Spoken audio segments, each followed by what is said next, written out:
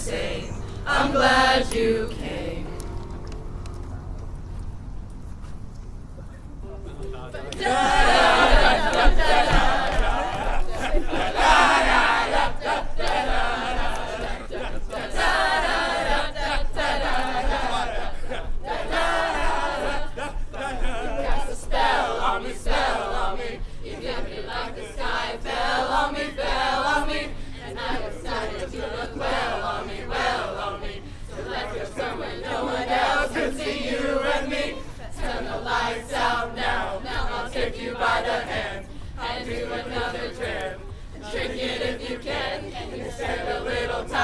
Time is slipping away from us to say, with me I can make you glad you came.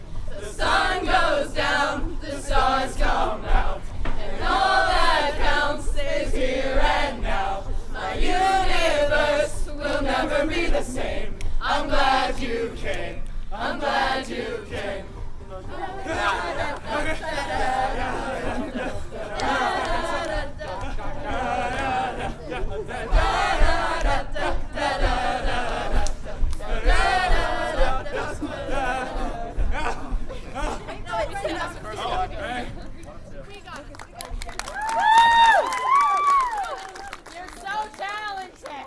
Music to my ears.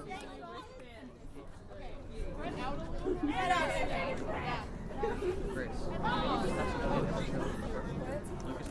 every show. There we go. Yes! Yes, Lucas! You're insecure, don't know what for. You're turning heads when you walk through the door. Don't need makeup to cover up. Being the way that you are is enough.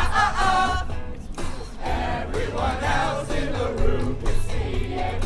Everyone else but you. Baby, you light up our world like nobody else. The way that you lift your head makes me overwhelmed. And when you smile at the ground, it ain't hard to tell. You don't know. Oh, no. You don't know you're beautiful. If only you saw what I can see. You'll understand why I want you so desperately. Right now I'm looking at you and I can't believe you don't know. Oh, you don't know you're beautiful. Oh, that's what makes you beautiful. So come on, you got it wrong. To prove I'm right, I put it in a song. I don't know why you're being shy and turn away when I look into your eyes. Everyone else in the room can see it. Everyone else but you. Baby, you light up our world like nobody else. The way that you lift your hair gets me overwhelmed. And when you smile at the ground, it ain't hard to tell. You don't know. Oh, no. You don't know you're beautiful. If only you saw what I could see. You'd understand why I want you so desperately. Right now I'm looking at you and I can't believe you don't know. Oh, you don't know you're beautiful. Oh, that's what makes you beautiful.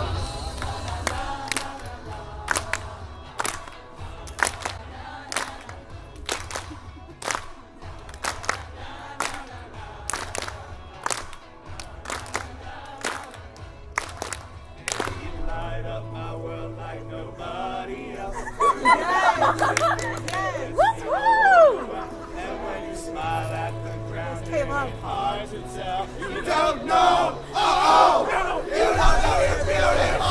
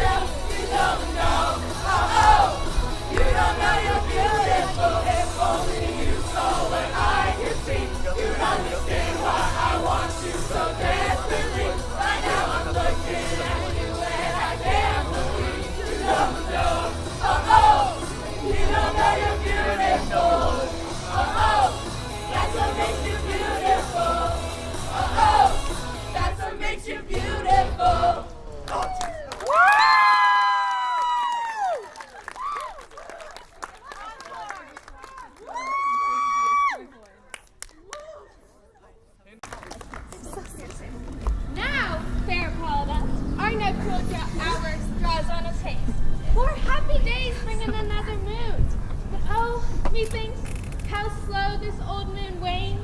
She lingers my desires like to a stepping or dowager, long withering out a young man's revenue.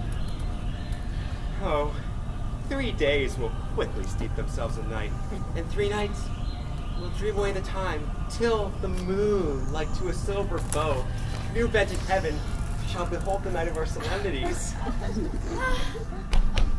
So, Philostrate, stir up the Athenian youth to merriment.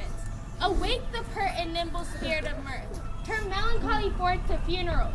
The pale companion is not for our pomp. Hippolyta, I wooed thee with my sword and won thy love doing the injuries, but I will wed thee in another key, with pomp, with triumph, and with reveling. Happy be Theseus, a renowned duke. Thanks, good Aegeus. What's the news with thee? Full of vexation come I with complaint against my child, my daughter, Hermia. Stand forth, Demetrius. My noble lord, this man hath my consent to marry him. Stand forth, Lysander. This man hath bewitched the bosom of my child. Thou, Lysander, thou hast given her rhymes, those interchanged love tokens with my child. Thou hast by moonlight at her window sung with feigning voice verses of feigning love, and stolen the impression of her fantasy with bracelets of thy hair, rings, gauds, conceits, trifles, knickknacks, nosegays, sweetmeats, messengers! Strong prevailment and unhardened youth. Thou hast filched my daughter's heart, and turned for obedience, which is due to me, to stubborn harshness, and my gracious duke. Be it so she does not here before you swear to marry with this gentleman, I beg the ancient privilege of Athens. As she is mine, I may dispose of her, what shall either be to this gentleman here or to her death, according to the law immediately provided in this case. What say you, Hermia? The advice fair maid to you, your father, should be as a god. One that composed your beauties, yea, and one to whom you are but as a form and wax, by him imprinted, and within his power, to leave the figure or disfigure it. Demetrius is a worthy gentleman. So is Lysander. In himself he is, but in this kind, wanting your father's voice, the other must be held the worthier. I wish my father looked but with my eyes. Rather your eyes must, with his judgment, look. I beseech your grace, I know not by what power I am made so bold, nor how it may concern my modesty in presence such as these, where I am free to speak my thoughts. But I entreat your grace that I may know the worst that may befall me in this case if I refuse to wed Demetrius. Either to die the death, or to abjure forever the society of men. Therefore, fair Hermia, question your desires. Know of your youth, examine well your blood. If you yield not to your father's choice, you can endure the livery of a nun. So grow, so live, so die, my lord, and my virgin patent up unto his lordship, whose my soul consents not to give sovereignty. Take time to pause, and by the next new moon, the sealing day betwixt my love and me, for everlasting fellowship. Upon that day, either prepare to die for disobedience to your father's will, or else to wed Demetrius as he would, or on Diana's altar to protest for austerity and single life. Relent, sweet Hermia, and Lysander, yield thy prated title to my certain right. You have her father's love, Demetrius. Let me have Hermia's. Do you marry him? Scornful Lysander! True. He hath my love, and what is mine I love will render him. And as she is mine, and all my right to her, I do estate unto Demetrius. I am my lord, as well derived as he, as well possessed. My love is more than his. My fortunes every way is fairly ranked, if not with vantage as Demetrius. I am beloved of beauteous Hermia. Why should not then I prosecute my right? Demetrius, I'll avouch it to his head, made love to Nadar's daughter, Helena, and won her soul, and she, sweet lady devoutly dotes upon the spotted and inconsistent man. I must confess, I have heard so much, but being overfull of self-affairs, my mind did lose it. But Demetrius, come, and come ages, You shall go with me. I have some private schooling for you both. For you, fair Hermia, look you arm yourself to fit your fancies to your father's will, or else the law of Athens yields you up, to death or to a vow of single life. Come, Hippolyta, what cheer, my love? With duty desire.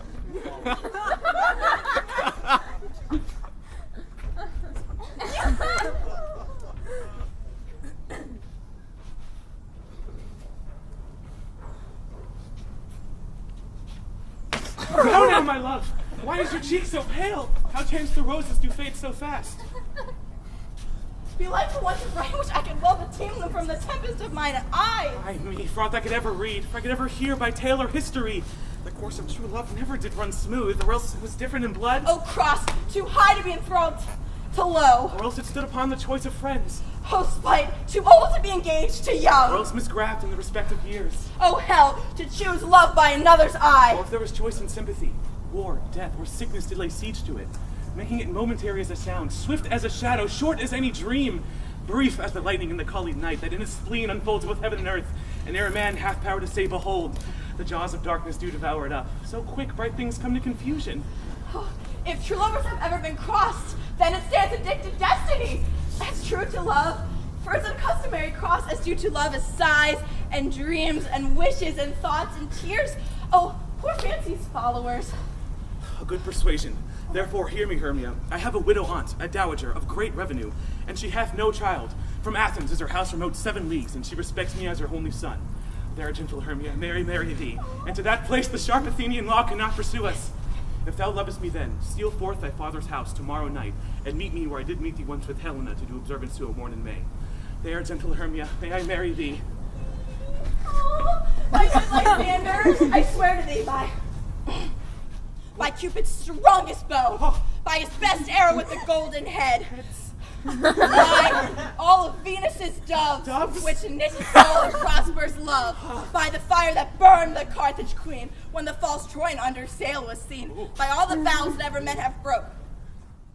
And number more than and that same place which thou hast appointed me, tomorrow truly will I meet thee. I keep promise, love. Oh, here comes Helena. Godspeed for Helena, whither away? Oh, call you me fair? That's fair again, unsay. Demetrius loves your fair. Happy fair, your eyes are like stars. Your tongue sweet air more tunable than lark to shepherd's ear. When wheat is green, when hawthorn buds appear. Sickness is catching, oh, her favor so. Yours when I catch fair Hermia, ere I go. My ear should catch your voice, my eye your eye. My tongue should catch your tongue's sweet melody. Were the world mine, Demetrius being baited, the rest I'd give to be to you translated. Teach me how to look, and with what art you sway the motion of Demetrius's heart. I frown upon him, and yet he loves me still. Oh, that your frowns could teach my smiles such skill. I give him curses, and yet he gives me love. Thy prayers could such affection move. The more I hate, the more he follows me. The more I love, the more he hateth me. Well, his folly, Helena, is no fault of mine. None touch your beauty, would that fall mine. Well, take comfort. He no more shall see my face for my Lysander. Lysander and myself shall flee this place. Before the time I did Lysander see, Athens was as a paradise to me. Oh, but graces that love to dwell, that turn to heaven unto a hell. Helen, to your minds we will unfold tomorrow night when Phoebe doth behold her silver visage in the watery glass, glittering with liquid pearl in the bladed grass. The time lover's flight doth still conceal, through Athens' gate have we devised to steal. And that's why we're often you and I upon the faint primrose bed lie, emptying our bosom of counsel sweet. There Lysander and myself shall meet, and then from Athens we turn our eyes to seek new friends and companies.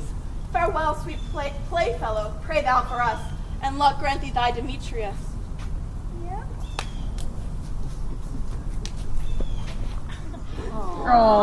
Keep word, Lysander. We must starve our sight from lovers' food till tomorrow, deep midnight. I will, my Hermia. Helen, adieu, as you on him Demetrius dote on you.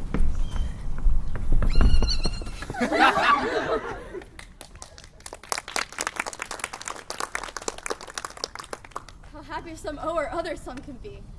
Through Athens I am thought as fair as she. But what of that? Demetrius thinks not so. He will not know but all that he can know, and as he errs, doting on Hermia's eyes, so I admiring of his qualities. Things base and vile, folding no quantity, love can transpose to form and dignity. Love looks not with the eyes, but with the mind, and therefore is winged Cupid painted blind. Nor doth love's mind any judgment taste, for wings and no eyes figure in giddy haste. And therefore is love said to be a child, because in choice he is so oft beguiled. As waggish boys in game themselves forswear, so the boy love is perjured everywhere. For ere Demetrius looked on Hermia's eye, and he hailed down oaths that he was only mine. And when this hail some heat from Hermia felt, so he dissolved in showers of oaths did melt. I will go tell my fair Hermia's flight, and to the wood will he tomorrow night pursue her. And for my intelligence, if I have thanks, it is a dear expense. But here in mean I to reach my pain, to have sight thither and back again.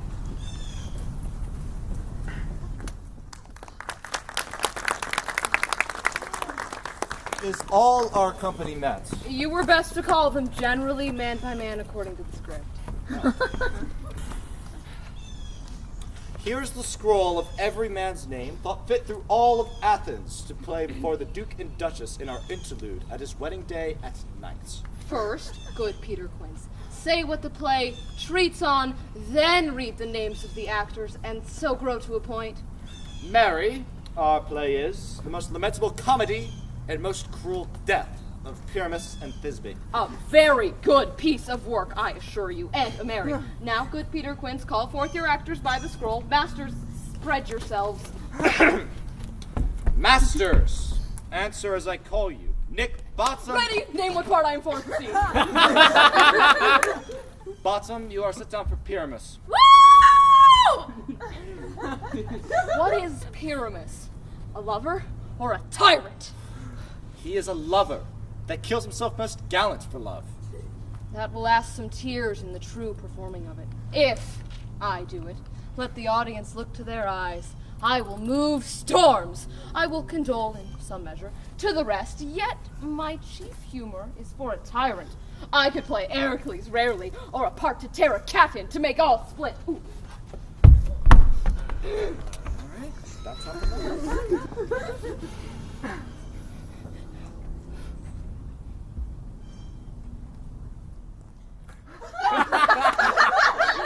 Francis Foot.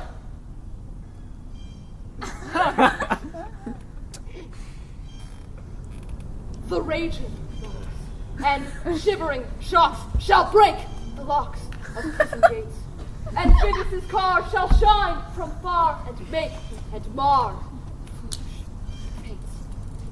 Wow! Yeah! Yes! Yes!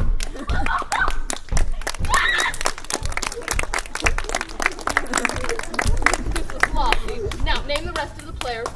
This is Heracles' vein and Tyrant's vein. The lover's is more condoling. Francis Flutes, the bellows mender. Here, Peter Quince. You, Flute, are to take Thisbe upon you. What is Thisbe? A wandering knight?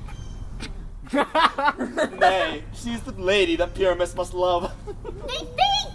Let me not play a woman. I have a beard coming. It is all one. You shall play it in a mask, and you must make your voice as small as you will.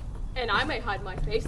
Let me play Thisbe too! I'll speak in a monstrous little voice. Thisne, Thisne, oh Pyramus, thy love a dear and lady dear. Yes! Yes, queen! Work! You must needs play Pyramus, and Flute, you Thisbe. Well, proceed. Robin Starveling the tailor. Here, Peter Quince.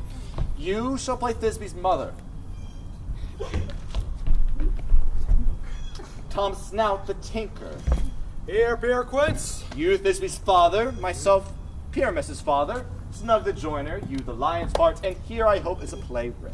Have you the lion's part written? Pray you, if it be given me, for I am slow of You study. may do it extempore, for it is nothing but roaring. Let me play the lion too. I will roar that will do any man's heart good to hear. I will roar that I will make the Duke say, let him roar again. Let him roar again. And you shall do it so terribly that you would fright the Duchess and the ladies, so that they would shriek, and that would be enough to kill us all! That would hang us, every mother's son. I grant you, friends, that if you should fright the ladies out of their wits, they would have no more discretion but to hang us. But I will aggravate my voice so that I will roar you as gently as any sucking dove. Meow. I will roar into any nightingale. You must needs play Pyramus, for Pyramus is a sweet-faced man, a lovely man as one would see in a summer's day, a most amazing, gentlemanly-like man. Therefore, you must needs play Pyramus.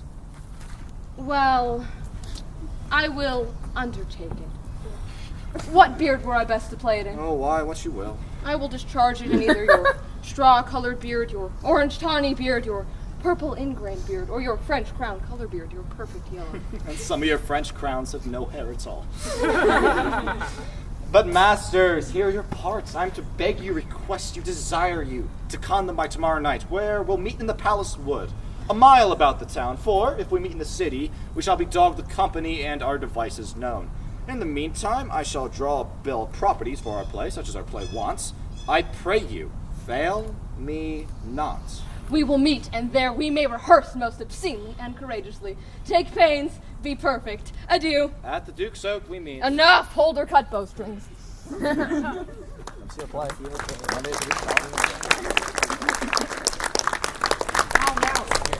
Whither wander you? Over hill, over dale, through bush, through briar, over park, over pale, through flood, through fire. I do wander everywhere, swifter than the moon's spear, and I do serve the fairy queen to do her orbs upon the green. The cowlets tall, precision be, in their gold coats, spots do you see. Those be rubies, fairy favors, in their freckles live their savors. I must go seek some cobwebs here, and hang a pearl in every cowlip's ear. Farewell, thou lob of spirits, all be gone. Our queen and all our elves come here anon. The king doth revel here tonight, for take heed, the queen must not go within her sight.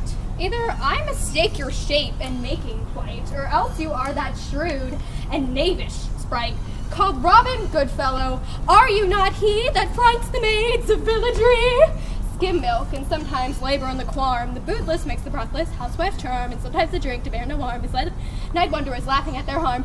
Those who hobgoblin call you sweet hawk. You do their work, and they shall have good luck.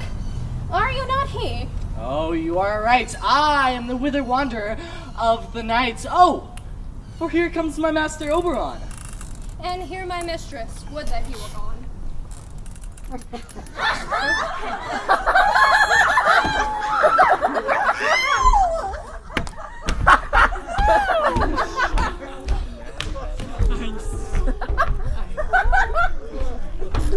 Ill met by moonlight, proud Titania. What? Jealous Oberon? Fairies, skip heads. I'm born to bed in company. Terry Rash wanted, and not I thy lord. Then I must be thy lady. But I know when thou hast stolen away from fairyland, and in the shape of Corin's Saturday, playing on pipes of corn and versing love to amorous Philidia. Tell me, why art thou here from the farthest step of India? How canst thou thus for shame, Titania? Then to my credit with Hippolyta, knowing I know thy love to Theseus?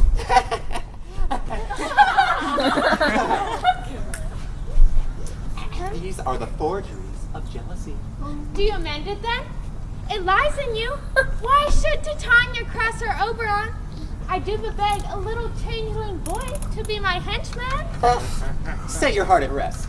The fairyland buys not the child of me. His mother was a votress of my order, but she, being mortal, of that boy did die. And for her sake do I rear up the boy, and for her sake I will not part with him. How long within this wood intend you stay? Perchance till Theseus's wedding day. If you will patiently dance in our rounds and see our moonlight revels, go with us. Otherwise, shun me, and I will spare your haunts. Give me that boy, and I will go with thee. Fairies, away! We shall chide down right if we longer stay. Well, go thy way. Thou shalt not from this grove till I torment thee for this injury. My gentle buck, come hither. Ahem. Thou rememberest, since once I sat upon a promontory and heard a mermaid on a dolphin's back, uttering such dulcet and harmonious breath that the rude sea grew civil at her song, and certain stars shot madly from their spheres to hear the sea maid's music? I remember. That very time I saw Cupid all armed, a certain aim he took. So marked I where the bolt of Cupid fell. It fell upon a little western flower, before milk white, now purple with love's wind. And maidens call it love and idleness. Fetch me this flower, the herb I showed thee once. The juice of it, on sleeping eyelids laid, will cause or man or woman to madly dote upon the next live creature that it sees. Fetch me this herb. I shall spin a girdle around the earth in 40 minutes. Ah, flower. I'm looking for a flower. Anyone? Having once this juice, I'll watch Titania when she is asleep and drop the liquor of it in her eyes. The next thing she waking looks upon, be it on lion, bull, or wolf, or bear, on meddling monkey, or busy ape, she shall pursue it with the soul of love. And ere I take this charm from opera eyes, as I can take it with another herb, I'll make her render up her page to me. Oh, but who comes here? I am invisible, and I shall overhear their conference. I love thee not, therefore pursue me not. Where is Lysander and fair Hermia? The one I'll slay, the other slayeth me. Thou toldst me they were stolen unto this wood, and here am I in wood within this wood, because I cannot meet my Hermia. Get thee gone and follow me no more. You draw me, you hard-hearted adamant, yet you draw not iron, for my heart is as true as steel. Leave your power to draw, and I shall have no power to follow you. Do I entice you? Do I speak you fair, or rather do I not in plainest truth tell you that I do not nor I cannot love you? And even for that do I love you the more. I'm your spaniel, and Demetrius, the more you beat me, I will fawn on you. Use me but as your spaniel, spurn me, strike me, neglect me, lose me, only give me leave, unworthy as I am to follow you. What worse or place can I beg in your love, and yet a place of high respect with me, than to be used as you would use your dog? Tempt not too much the hatred of my spirit, for I am sick when I do look on thee. And I am sick when I look not on you. You do impeach your modesty too much, to leave the city and commit yourself into the hands of one who loves you not, to trust the opportunity of night and the ill counsel of a desert place with the rich worth of your virginity. Your virtue is my privilege, for that it is not night when I do see your face. Therefore I do not believe that I am in the night, nor do these woods like worlds of company, for you in respect are my world. Then how can it be said I am alone, when all the world is here to look on me? I'll run from thee and hide me in the brakes and leave thee the mercy of wild beasts. The wildest hath not such a heart as you. When you will, the story shall be changed. Apollo flies and Daphne holds a chase. The dove pursues the griffin. The mild hind makes speed to catch the tiger. Bootless speed when cowardice pursues and valor flies. I will not say thy questions. Let me go. Or if thou followest me, do not believe that I shall do thee mischief in the wood. I in the temple, in the town, the field, you do me mischief. Fie, Demetrius, your wrongs are set a scandal on my sex. We should be wooed and we're not made to woo. I will follow thee and make a heaven of hell, to die upon the hand I love so well. Fare thee well, nymph. Ere he do leave this grove, thou shalt fly him, and he shall seek thy love. Oh. Hast thou the flower there? Aye! Ha! Oh! Aye! There it is!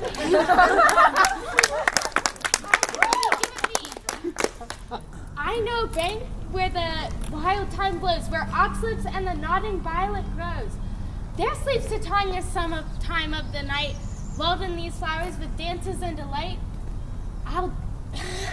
With the juice of this, I'll streak her eyes and make her full of hateful fantasies. Oh, take thou some of it, and speak through this grove. A sweet Athenian lady is in love. With a disdainful youth, anoint his eyes, but do it when the next thing he espies may be the lady. Thou shalt know the man by the Athenian garment he hath on.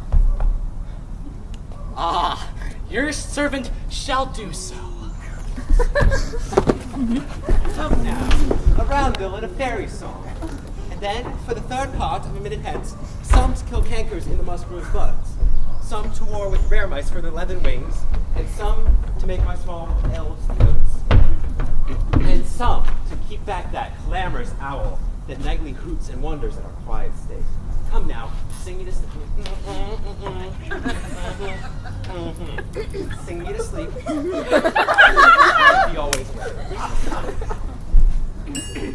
Twinkle, twinkle,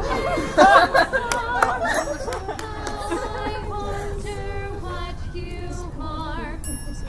Up above the world so high, like a diamond in the sky. Twinkle, twinkle, little star, how I wonder what you are.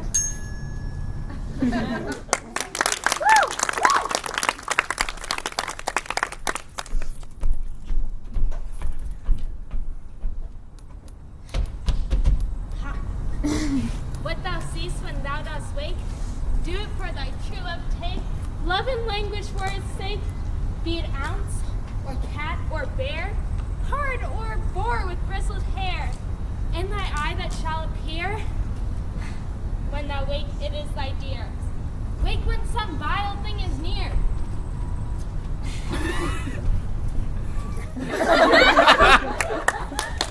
Fair love, you faint with wandering in the wood. I speak troth, but I forgot our way. We'll rest us here if you think it good, and tarry for the comfort of the day. Be it so, Lysander. Find you out of bed for upon, this bank, I will rest my head. One turf shall serve as a pillow for us both. One heart, one bed, two bosoms, and one troth.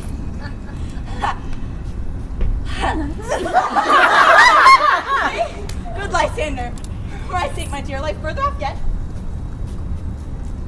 Do not lie so near. Take sense, sweet of my innocence. Love takes the meaning in love's conference. I mean that my heart unto yours is knit. So then but one heart we can make of it. Two bosoms interchained in a single troth, and then two bosoms in one troth. Then by your said, no bedroom need deny. For lying so, Hermia, I do not lie. Oh. Be sure my manners and my pride, if Hermia meant to say Lysander lied. But, gentle friend, for love and courtesy, by further off yet in human modesty.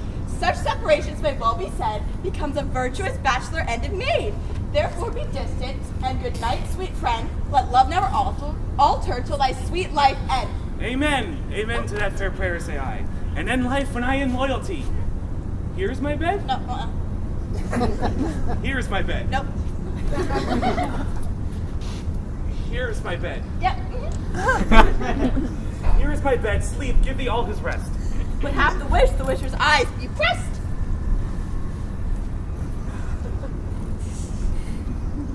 Through the forest I have gone, the Athenians I have found on. This flower is stirring with love. Oh, night and silence. Who is here? Weed so badly he doth wear. Despite so near his maiden. Pretty soul, she durst not lie. Ah, she dare not lie on this pretty, dank, dirty soul. Ah, this kills courtesy.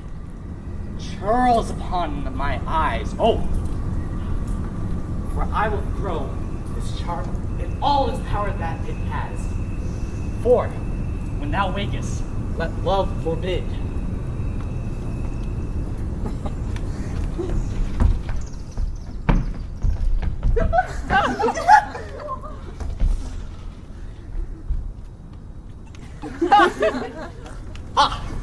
For now, I must go to Oberon. Do not kill me, sweet Demetrius. I charge thee hence and do not haunt me thus. Wilt thou darkly leave me? Do not so. Say, on thy peril I will go. I am out of breath in this fond chase. The more my prayer, the lesser is my grace. Happy is Hermia wheresoe'er she lies, for she hath blessed and attractive eyes. How came her eyes so bright? Now the salt tears, if so, my eyes are more often washed than hers. No, I am as ugly as a bear, for beasts that meet me run away for fear. Therefore no marvel though Demetrius do, as a monster fly my presence less. What wicked and dissembling glass of mine made me compare with Hermia's fiery eye? But who is here? Lysander? On the ground? Dead or asleep? I see no blood, no wound. Lysander, if you live, good sir, awake.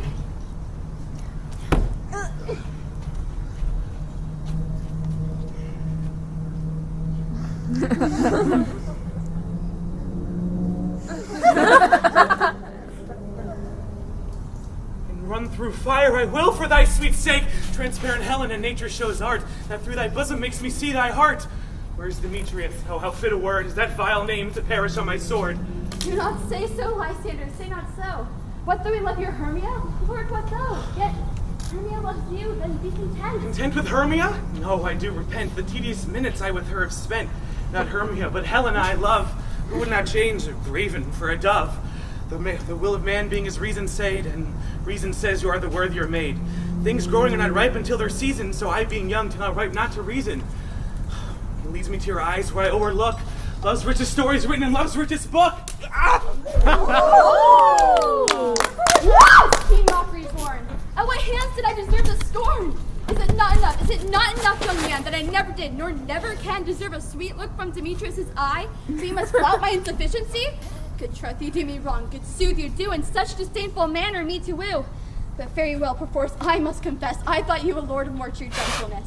Who that a lady of one man refused should be another, therefore be a beauty.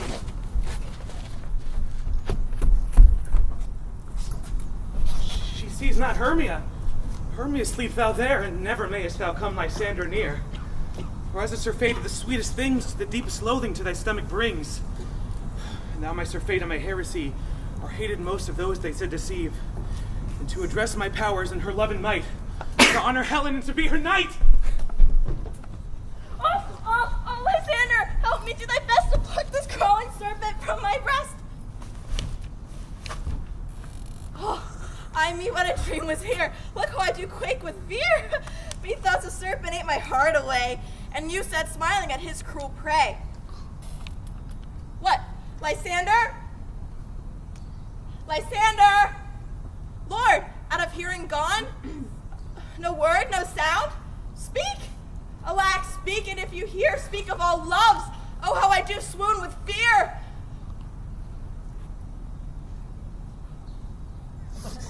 No? Oh, then I'll perceive all not nigh. Either you or death I'll find immediately. Hi, would you like to support our production? Come see the show. Are we all met? Pat. Here's a marvelous convenient place for rehearsal. This green plot shall be our stage at Hawthorne Tiring House, and we will do it in action here, as we will do it before the Duke. Peter Quince. What sayest thou, bully bottom? There are things in this comedy of Pyramus and Thisbe that will never please. First, Pyramus must draw a sword to kill himself, which the ladies cannot abide. How answer you that? By lurking a perilous fear. I believe that we must leave the killing out when all is done. Not a whit. I have a device to make all well. Write me a prologue. Oh, and let the prologue seem to say, we will do no harm with our swords, and Pyramus is not killed indeed. And for the more better assurance, tell them that I, Pyramus, am not Pyramus, but Bottom the Weaver. This will put them out of their fear. Well, we will have such a prologue, and it shall be written in 8 and 6. No, make it 2 more, let it be written in 8 and 8. Will the ladies not be afraid of the lion? I fear it, I promise you. Masters, you ought to consider with yourselves to bring in, God shield us, a lion among ladies is a most dreadful thing, for there is not a more fearful wildfowl than your lion living, and we ought to look to it. Therefore, another prologue must be written for tell him that he is not a lion. Nay, you must name his name. Oh, and half his face must be seen through the lion's neck. And he himself must speak forth, saying thus or to the same effect. Ladies, or fair ladies, I would request you, I would beseech you, I would entreat you, not to fear, not to tremble, my life for yours. If you think I come hither as a lion, for pity on my life. And there let him name his name, and tell them plainly he is Snug the Joiner. Woo!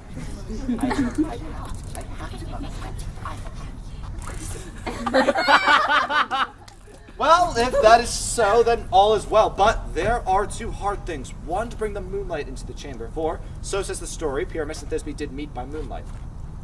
Thought the moon shine the night we play our play? A calendar. Look in the almanac. Find out moonshine. Siri, doth the moon shine tonight? Let me repeat myself. Siri, doth the moon shine tonight?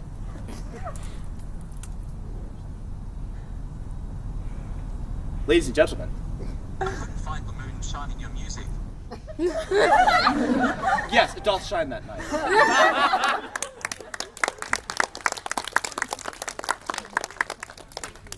Why then, may you leave a casement at the great chamber window where we play open, and the moon may shine in at the casement.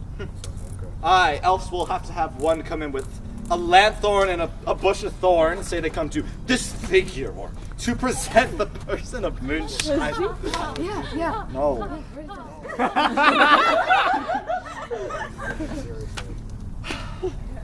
There's another thing. We must have a wall in the chamber, for so goes the story. Pyramus and Thisbe did talk through a chink of the wall.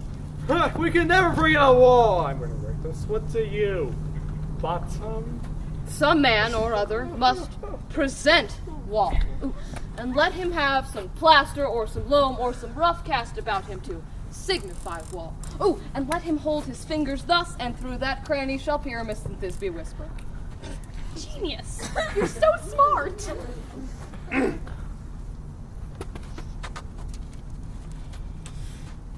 If that is so, all is well. Come, sit down, every mother's son, rehearse your parts. Pyramus, when you've spoken your speech, enter into that break, and so everyone according to their cue.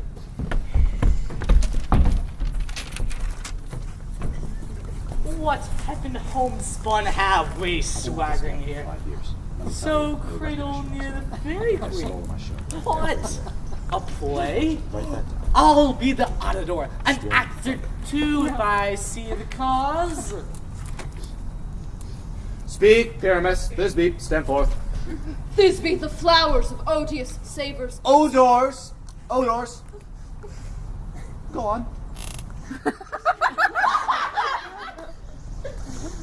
Odors, savors, sweet. So hath thy breath, my dearest Thisbe dear. But hark, a voice, stay thou but here a while, and by I will to thee appear. Wow! Yes!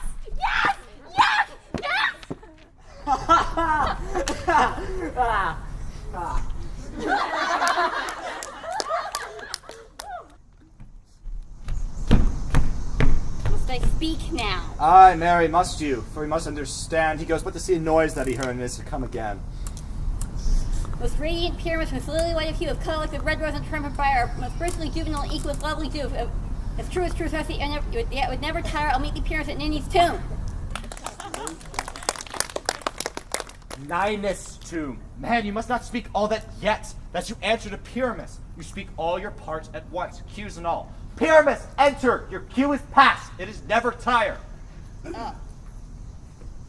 As true, horse that yet would never tire. Fly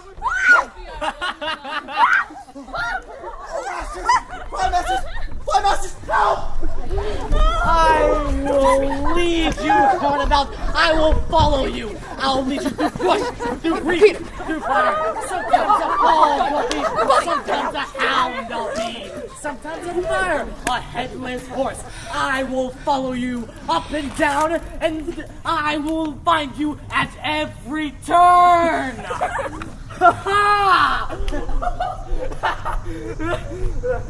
Why do they run away? This is a knavery of them to make me afeard. Bottom, there are James. What do I see on thee? What do you see? You see an ass head of your own, do you?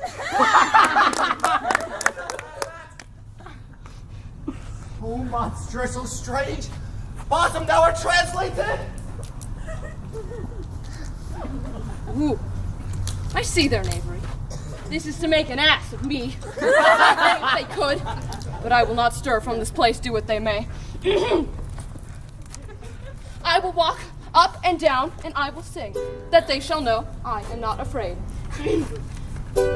Somebody once told me the world was gonna roll me, 'cause I ain't the smartest tool in the shed. What angel wakes me from my flowery bed?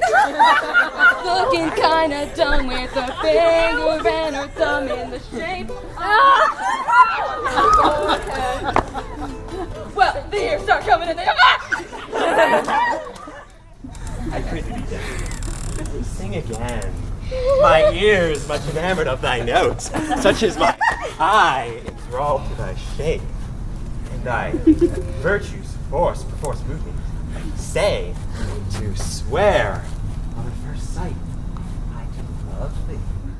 Methinks, mistress, you should have little reason for that. Yet to say the truth, reason and love keep little company nowadays. That some honest neighbors will not make them friends. Nay, I can gleek upon occasion. Thou art as wise as thou art beautiful. Not so neither, but if I have wit enough to get out of this wood, I have enough to serve mine own turn. Out of this wood, do not desire to go. Thou shalt remain here, whether thou wilt or no. I am a spirit of no common rent. The summer still doth tend upon my state, and I do love thee. Therefore, go with me.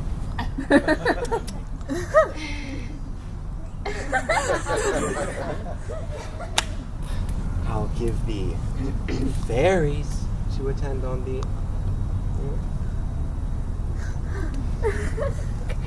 And they shall fetch thee the jewels from the deep, and sing to thee while on pressed flowers thou dost sleep. And I will purge thy mortal grossness so, that thou shalt like an airy spirit go. Peace blossom, cobweb, moth, and mustard seed. Ready. And I. And I. And I. Where shall we go? Be kind and courteous to this gentleman. Hop in his walks and gambol in his eyes.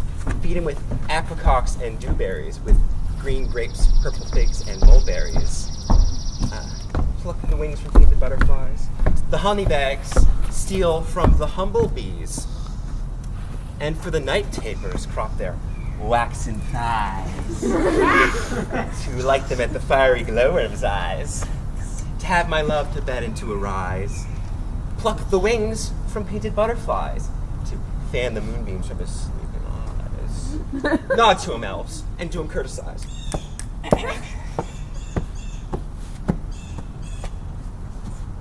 Hail. Mortal. Hail. Hail. Hail. I cry your worship's mercy heartily, I beseech your worship's name. Cobweb. Good Master Cobweb, if I cut my finger, I shall make bold with you. I shall desire you more acquaintance, good Master Cobweb. Your name, honest gentleman. Peas Blossom. Oh, I pray you, commend me to Mistress Squash, your mother, and to Master Peascod, your father. I shall desire you of more acquaintance too. Your name, sir. Mustard seed. Good Master Mustard Seed, the same cowardly ox beef hath devoured many a gentleman of your house. You have made my eyes water ere now. I shall desire you of more acquaintance too. Yes, sir. Come, lead him to my bower. Lead him to my bower. The moon, methinks, looks with a watery eye, lamenting some enforced chastity. Tie up my love. Bring him silently.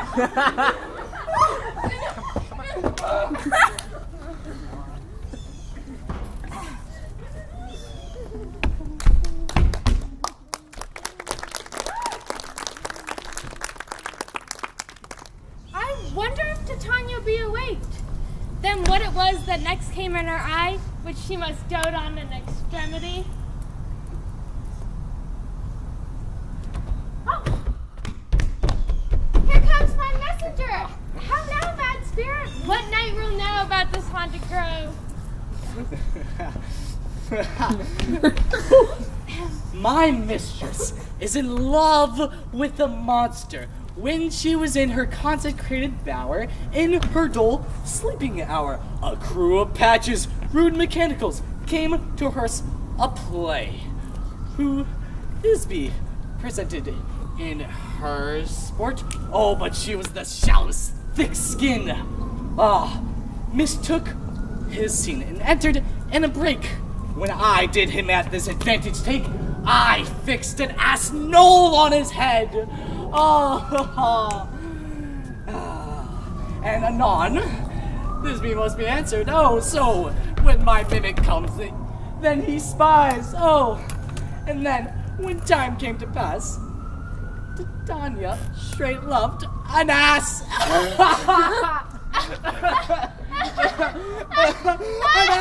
An ass of all the things.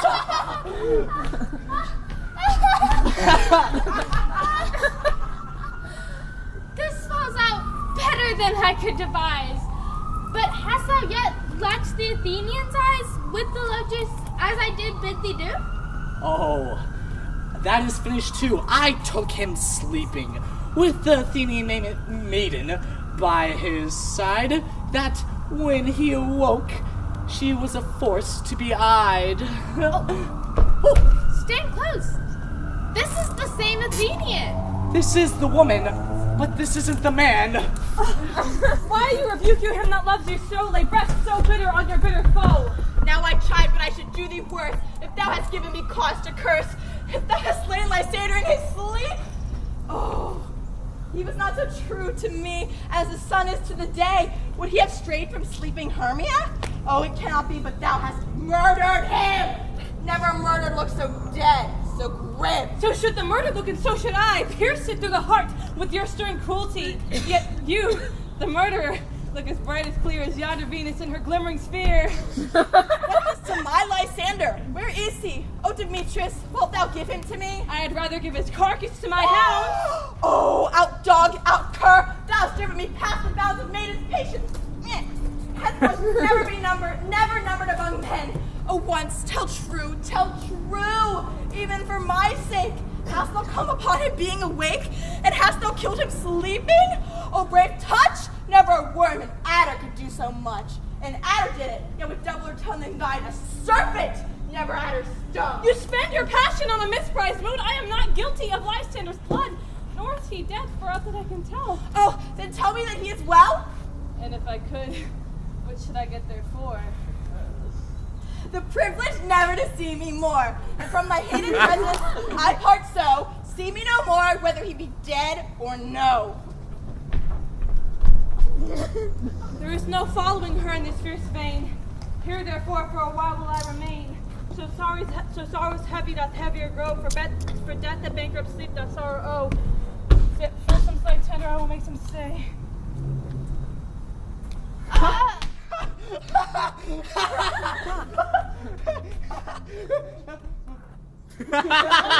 Hast thou done? Thou hast mistaken quite, and laid the love juice on some true love sight. Of thy mispism must perforce ensue, some true love turned, and not a false turned true. Confounding our rules, that one man holding troth, a million fail, confounding oath on oath. About this wood, go swifter than the wind, and Helena of Athens would thou find. All fancy sick and pale of cheer she is, with sighs of love that cost the fresh blood dear.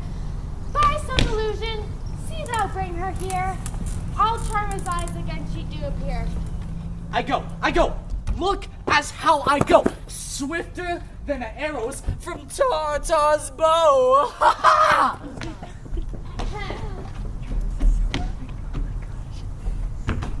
Flower of this purple dye, hit with Cupid's archery, sink an apple of his eye.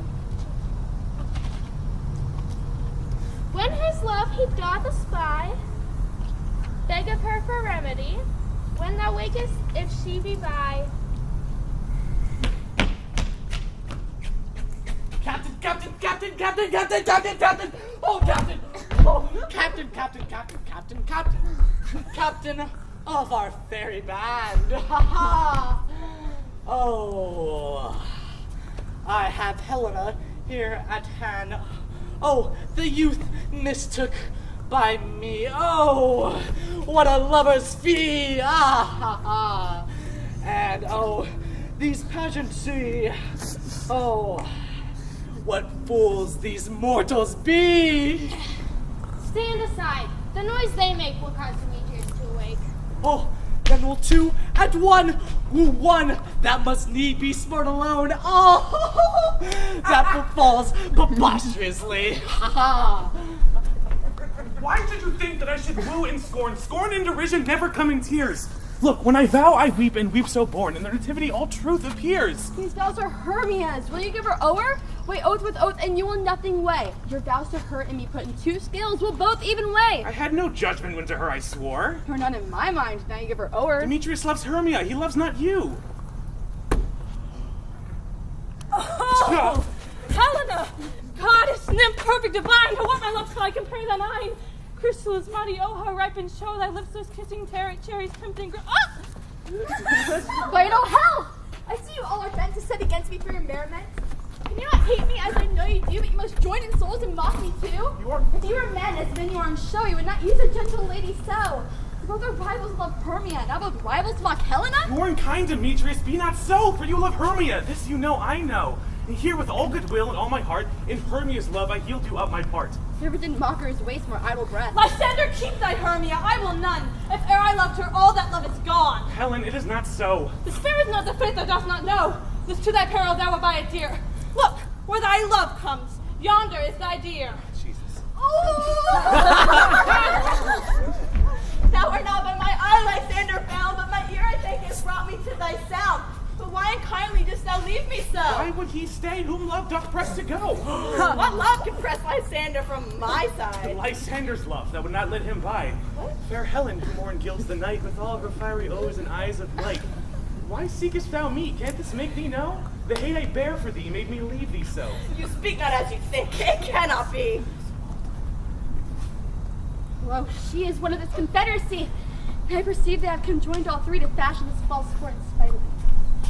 Are all the councils that we two have shared the hours that we have spent? Oh, is all that forgot? And we rent our ancient love asunder to join these men in scorning your poor friend? It is not friendly, 'tis not maidenly. I am amazed at your passionate words. I scorn you not. It seems that it is you who scorns me. Have you not set Lysander as in scorn to follow me and praise my eyes to see? Like your other love, Demetrius, who but the now spurs me with his foot to call me goddess. Whoever speaks to this to her he hates. Whoever doth Lysander deny her love, so would you in his soul and tender pursuits and affection, but by your setting on, by your consent. I understand not what you mean by this. If you had any pity, grace, or manners, you would not make me such an argument. Very well, 'tis partly my own fault, which death or absence soon shall remedy.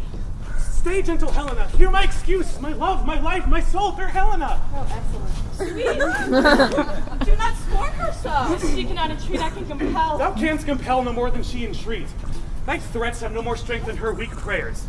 Helen, I love thee by my life, I do. I swear by that which I'll prove for thee, and prove him false since I love thee not. I say I love thee more than he can do. If thou say so, withdraw and prove it too. Quick, come, Lysander! Where to tense all this? Away, you Ethiop! No, you'll break loose, take on as you would follow, but yet come not. You are a tame man. No! Let loose, thou cat, thou bird, thou vile thing, or I will shake thee from me like a serpent. Why have you grown so rude? What change is this? Sweet love. I, in my life, and never did desire to see thee more. What? For be out of question, of hope, of doubt. 'Tis no jest that I do hate thee and love Helena. Oh, me, you juggler! You canker blossom! You flame of blood! Hast thou cut my knight, stolen my love heart from him? God, I faith, have you no modesty, no maiden shame, no touch of bashfulness? Will you tear patient answer to my gentle tongue? I fight you counterfeit. Ah, puppet! Oh, puppet! That way goes the game. Are you so high in his esteem because I am so dwarfish and so low? How low am I, thou painted maypole? How low am I? I am not so low that my nails reach unto thine eyes. I pray you, gentlemen, though you mock me, let her not hurt me, let her not strike me. You must think because she is something lower than myself that I can match her. Lower? Hark again. Good Hermia, do not be so bitter of me. Evermore did love you, Hermia, did ever keep your counsels, never wronged you. Save that and love unto Demetrius. I told him of yourself into his wood.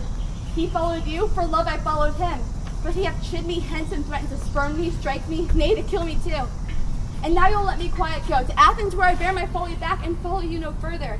Let me go and see how simple and how fond I am. Why, get you gone. Who is it that hinders you? Foolish heart that I leave here behind. With Lysander? With Demetrius. Be not afraid, she shall not harm thee, Helena. No, sir, she will not, though you take her part.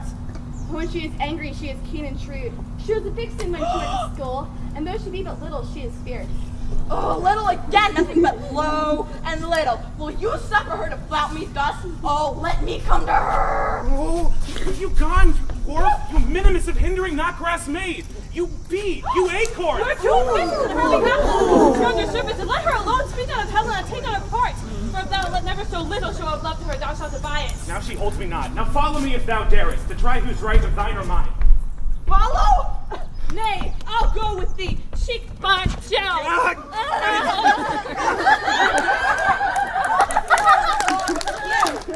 Nay, go not back. I will no longer trust you, I understand your cursed company. Your hands are quicker than mine for a fray. My legs are longer, though, to run away. I am amazed. Know not what to say.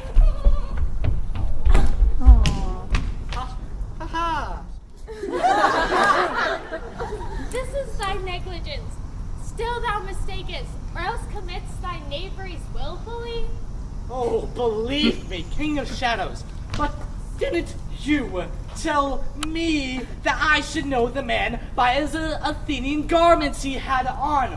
Oh, my esteemed enterprise. Oh, they have found the Athenian eyes and jangling on that esteem Athenian eyes.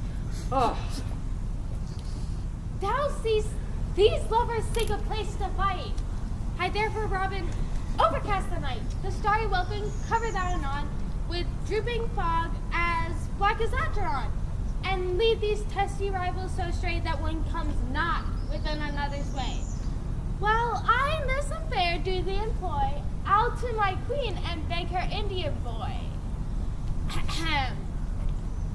I will lead them up and down, up and down. I will lead them up and down. I am feared through fields and towns. I will lead them up and down. Goblins will lead them up and down. Oh, here comes one now. Where art thou, proud Where art thou, proud Demetrius? Speak thou now. Oh, I am drawn and ready, villain. Where art thou? Nay, I'll follow thee. Oh, we shall do no manhood here. Come to winter ground. Lysander! Speak again! Thou run away, thou coward, art thou fled? Speak! In some bush, where dost thou hide thy head? Oh, coward, do not brag to the stars. Whisper to the bushes that thou seekest for war. Oh! Yea, Follow art me. thou there?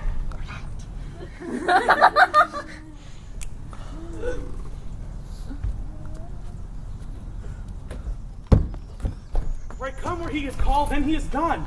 The villain is much lighter healed than I. Here will I rest thee on plainer ground.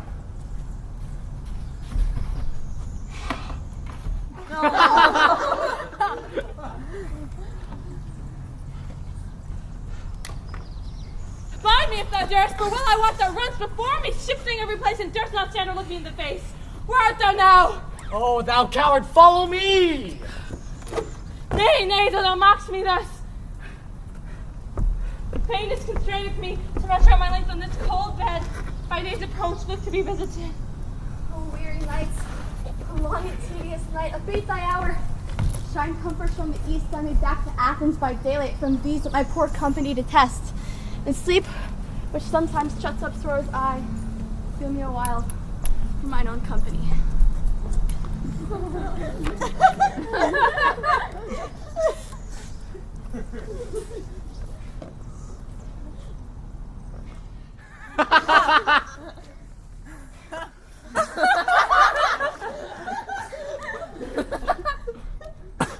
Never so weary.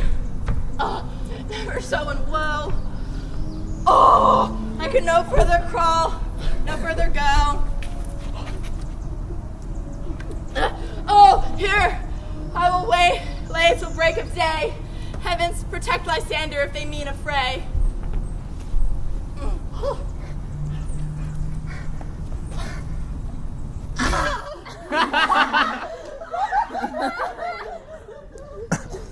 This is a dank and dirty ground. Oh, but that when thou wakest, Jack should have Jill, and then all shall be well.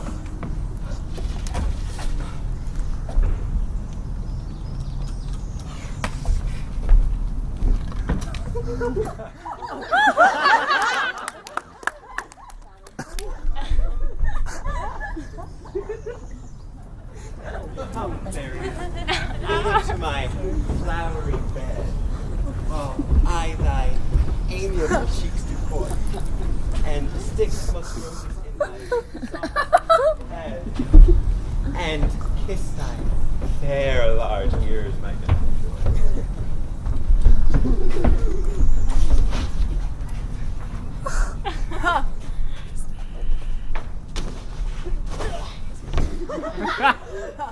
Where's Peace Blossom? Hey, scratch my head, Peace Blossom.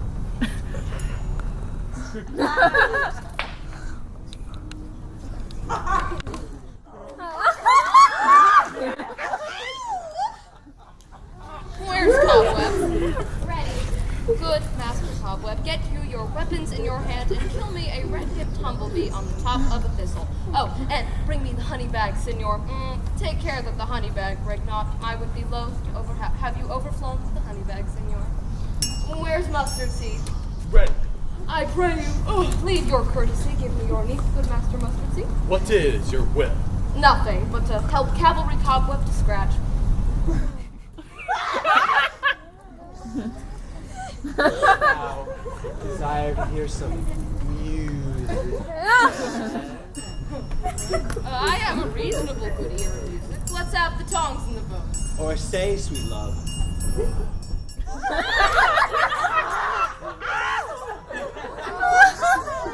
Ow! I can munch your good dry oats. Ooh, methinks I have a great desire to a bottle of hay. Good hay, sweet hay, hath no fellow. Well, I have a venturous fairy that shall seek the squirrel's hoard and fetch nuts. I have rather a handful or two of dried peas, but I pray you let none of your people stir me. I have an exposition of sleep come upon me. Fairies, be gone, and be always away. Sleep that, and I will wind thee in my arms.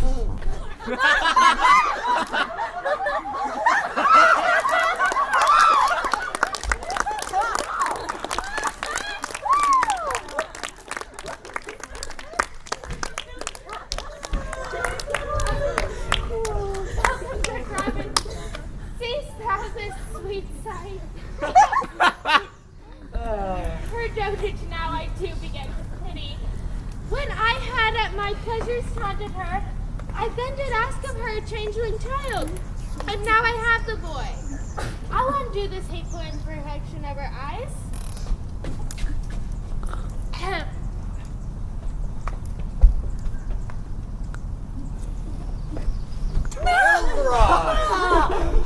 My own bride! What visions I have seen. Methought I was enamored of an ass. There lies your love. How came these things to pass? Oh, how my eyes do loathe this visage now. Silence a while. Take off this head. Titania, take hands with me and strike more dead than common sleep of all these 5 descents. Music, ho! Music such as charmeth sleep. Sound music. Oh, and rock the ground whereon these sleepers be. Now thou and I are new in amity, and will tomorrow, midnight solemnly, dance in Duke Theseus' house triumphantly. Come, my lord, and in our flight, tell me how it came this night that I, sleeping here, was found with these mortals on the ground. Oh, what of thine? Oh, when thou wakest, thou shalt be well.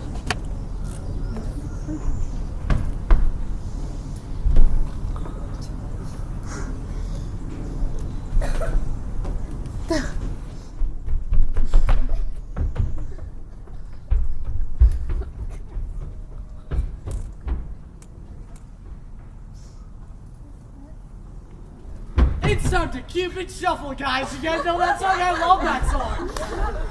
So you guys know how to do a Cupid Shuffle? Okay. Well, I'm just going to go through it right now. So it goes like this. You guys want to come on in? Oh, that would be very appreciated. Oh, how about you guys want to come on and dance with me? Oh, yes, I think this is a fine thing. So, okay.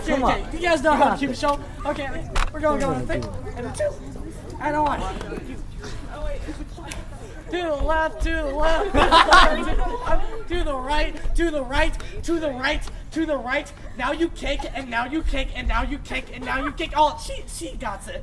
She knows what she's doing. This is great. Okay. I'm doing this a few more times. Okay, to the left, to the left, to the left, to the left. Now to the right, to the right, to the right, to the right. Now we kick, and now we kick, and now we kick, and now we kick, and now you walk it like it's down. Walk it like it's down. Okay. We're gonna go through this like maybe no. Go, one of you. Find out the forester. For now, our observation is performed, and since we have devoured of the day, my love shall hear the music of my hounds.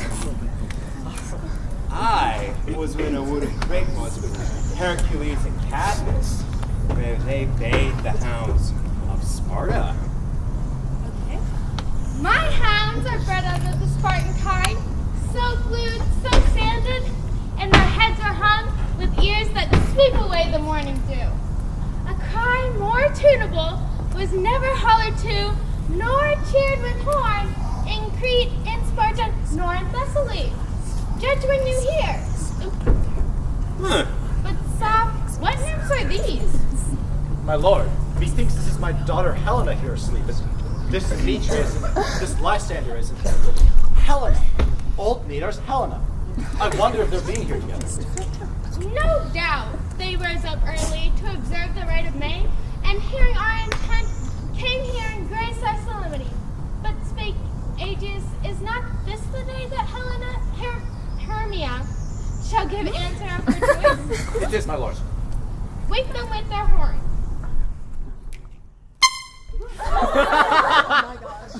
Good morrow, friends. St. Valentine is past. Begin these whimpers but to couple now? Pardon, my lord. I pray you all stand up. I know you two are rival enemies. How comes this gentle concord in the world? That hatred is so far from jealousy to sleep by hate and fear no enmity? My lord, I am confused to say not know how I arrived here. My plan was to be married to my wife, Hermia. We were to get married through Athens. Enough, my lord, you have enough! The law upon his head! They would have stolen away, they would, Demetrius! They would have stolen you, they would have stolen from me! You and your wife, me and my consent that she should be your wife! Oh, you're going to jail. Fair Helen told me of their self of this their purpose hither to this wood, and I, in fury, followed them, fair Helena in fancy following me. But, my good lord, I wot not by what power, but by some power it is. My love to Hermia melted as the snow, and my faith, my love, is only Helena.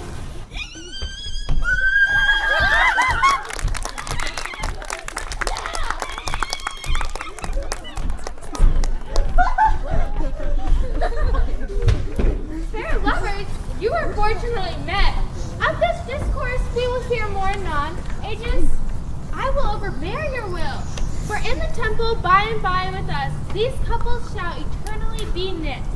And for the morning now is something worn, our purpose hunting shall be set aside. Away with us to Athens, 3 and 3. We'll hold a feast in great solemnity. Come and pile it up. These things seem small and undistinguishable. Methinks that Aegeus and Theseus was here. You know my father? Yea, and Hippolyta.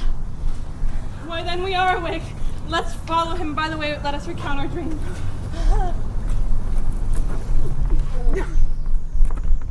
When my cue comes, call me and I will answer. My next is most fair pyramid. Hey ho. Peter Flint.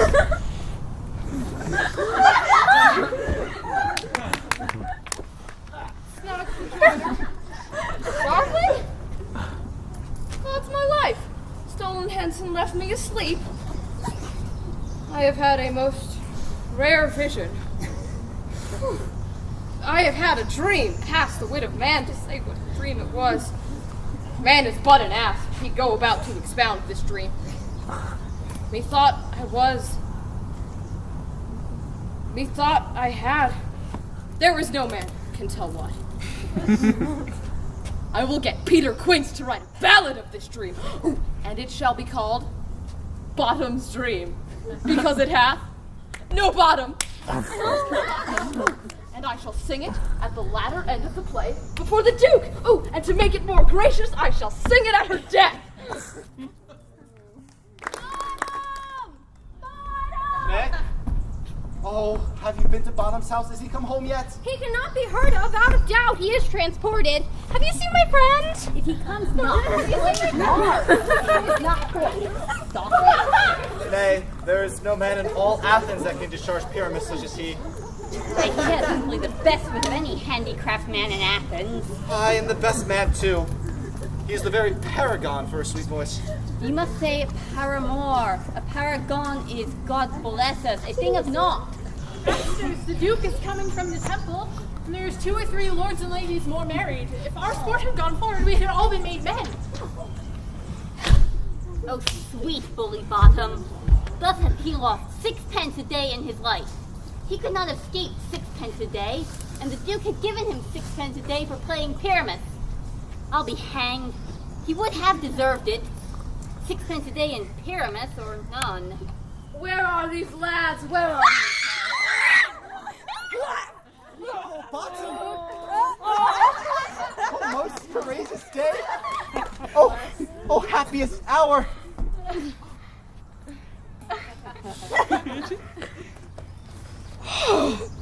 Masters, I am one to discourse wonders, but ask me not, for if I tell you, I am no true Athenian. I will tell you everything as it fell out. I'm gonna borrow this. Tell us. Not a word of me. All I will tell you is that the Duke hath dined. Get your apparel together, good strings to your beards, new ribbons to your pumps. Be presently at the palace, for the short and the long is our play is preferred. And let him who place his feet have clean linen. Oh, and let the lion not pare his nails, for they shall be his claws. And masters, eat no onions nor garlic, for we are to utter sweet breath. And I do not doubt but to hear them say it is a sweet comedy. No more words. Away, go away. Strange, my Theseus, this lovers speak of. More strange than true, I never may believe these antique fables nor these fairy toys.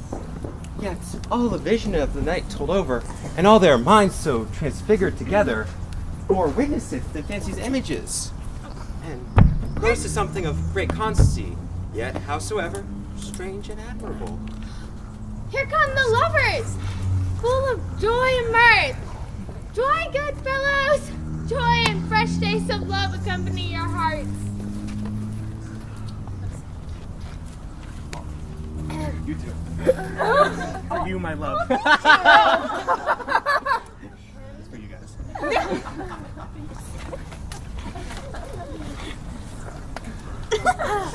What mass, what dances shall we have to ease the anguish of a long age of 3 hours between our after supper and our bedtime? Where is our usual manager of mirth? What revels are in hand? How shall we beguile the lazy time if not with some delight? Call Philostrate. Illustrate. I'm here, master. Say, what abridgment have you for this evening? What mass, what music? Ha!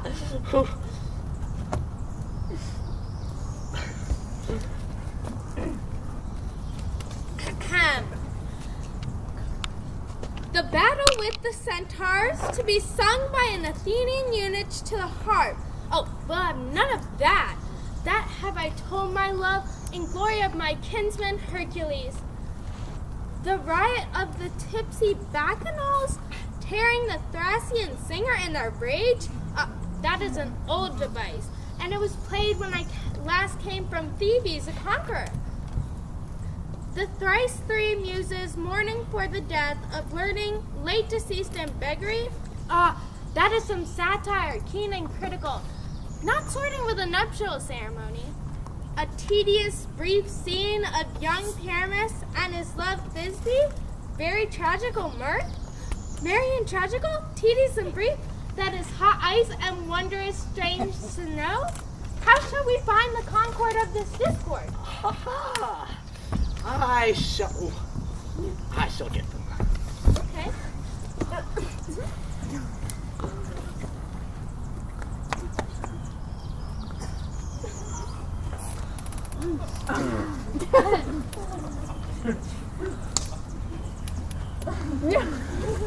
Will you join us?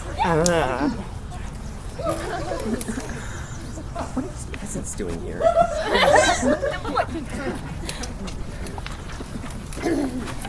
You know what is taking you so long? So ignorant.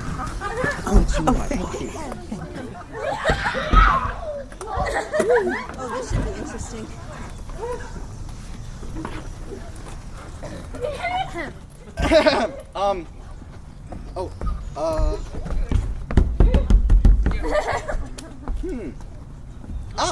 There it is. If we offend, it is with our goodwill, that you should think we come not to offend, but with goodwill. To show our simple skill, that is the true beginning of our end. Consider then, we come but in despite. We do not come as mighty to contest you. Our true intent is all for your delight.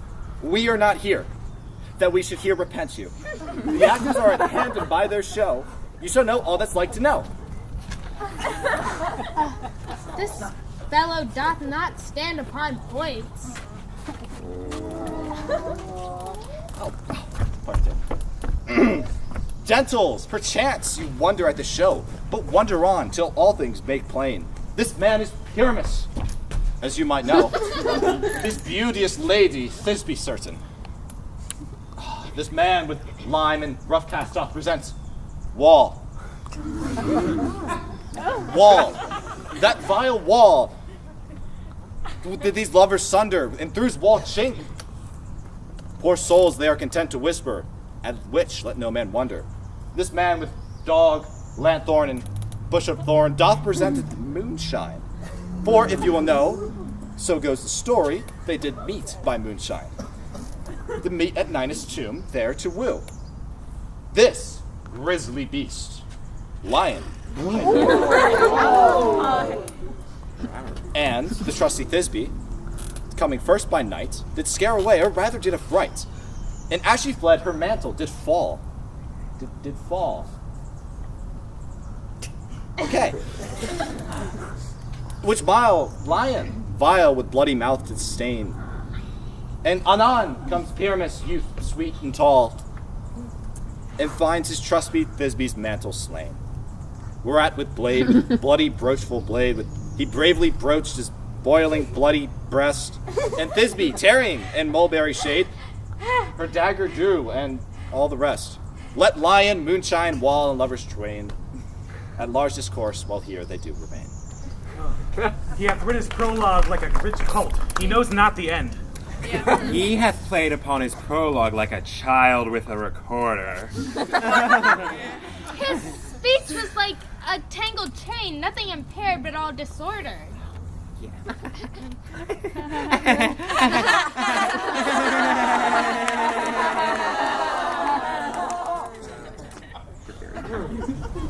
In this interlude, I doth recall that I, Snout by name, present a wall. And such a wall, as you would think, would have a granny hole or a chink, through which the lovers, Pyramus and Thisbe, would whisper often, very secretly. This rough cast in a stone doth show that I am the same wall, the truth is so. And through this cranny, right and sinister, the fearful lovers are to whisper. Pyramus draws near the wall. Silence. Oh, grim-looked night. Oh, night with you so black. Oh, night, whichever art when day is not. Oh, night, alack, alack, alack. I fear my Thisbe's promise is forgot. And thou, oh wall, oh sweet and lovely wall, show me thy chink through which to blink through with mine eye. Thanks, courteous wall, Jove shield thee well for this. But what see I? No Thisbe do I see. O wicked wall, cursed be thy stones for thus deceiving me. Deceiving me is Thisbe's cue. She is to enter, and I am to spy her up. You shall see, it shall fall pat as I told you.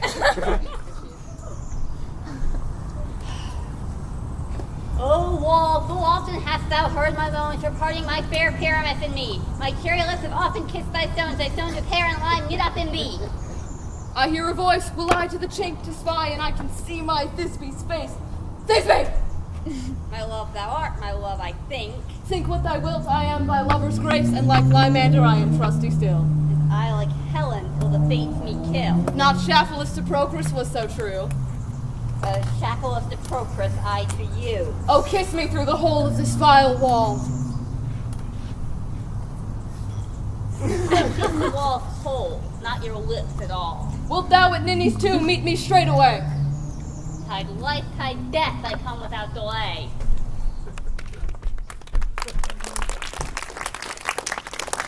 And thus thy wall, my part being discharged so, and thus I walk away, I doth go.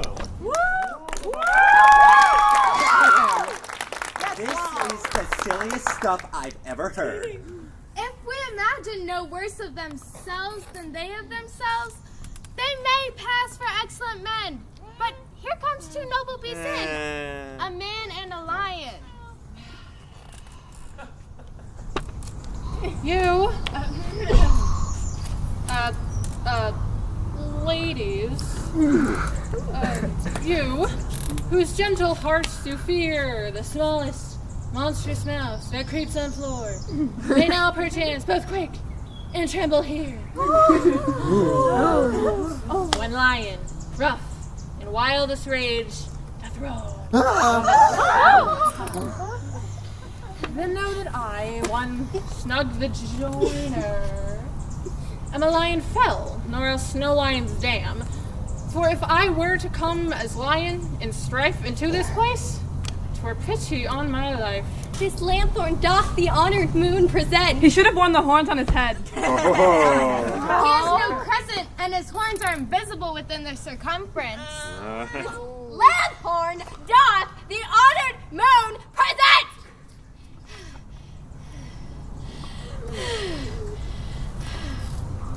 Myself the man, I the moon do seem to be. All that I have to say is to tell you that Lanthorn is the moon, myself the man in the moon, this thorn bush, my thorn bush, and this dog, my dog! Here comes Thisbe.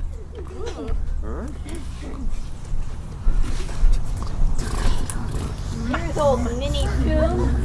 Where is my love?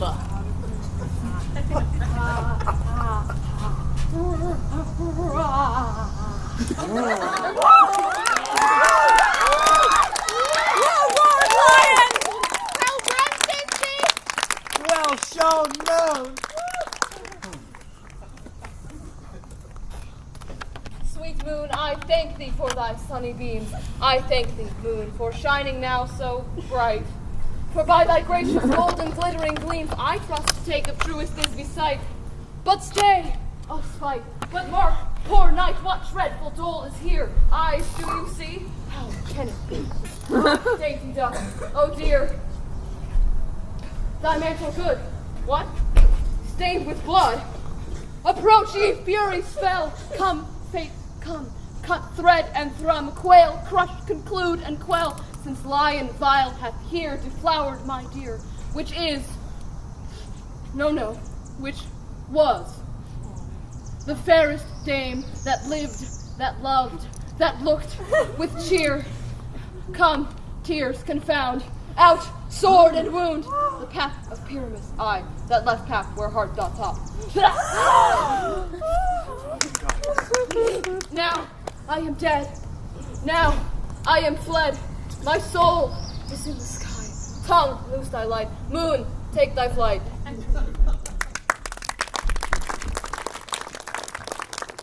Now die. Oh. Die. Die. Die.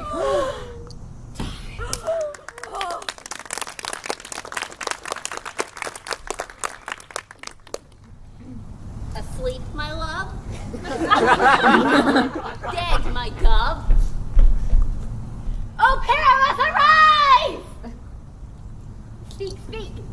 dumb? Dead? Dead? A tomb must cover thy sweet eyes. These my lips, this cherry nose, these yellow cowslip cheeks are gone, are gone. Ah. Lovers, make moan. His eyes were as green as leeks. Oh, sisters three, come to me with hands as pale as milk. Lay them in gore, since you have shore with shears as thread of silk. Tongue, not a word. Come, trusty sword. Come, blade, my breast And farewell, friends. Thus is the end. Adieu, adieu, adieu. Would it please you to hear the epilogue? No epilogue, I pray you, for your play needs no excuse. Never excuse, for when all the players are dead, there needs none to be claimed. Marry, if he that writ it had played Thisbe and hung himself in Pyramus Garter, it would have been a fine tragedy.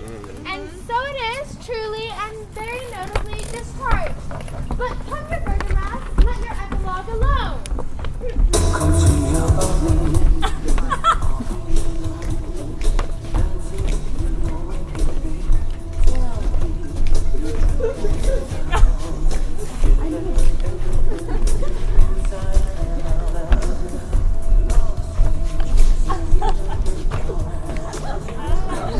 If we shadows have offended, think but this, and all is mended. If you have slumbered here tonight, then these visions did appear in your weak and idle theme. Stop yielding, and all is but a dream. If I am an honest puck, and I have your unearned luck, and escape the serpent's tongue, then we will make amends ere long. So, good night unto you all. Give us your hands if we be friends, and the robin shall restore amends.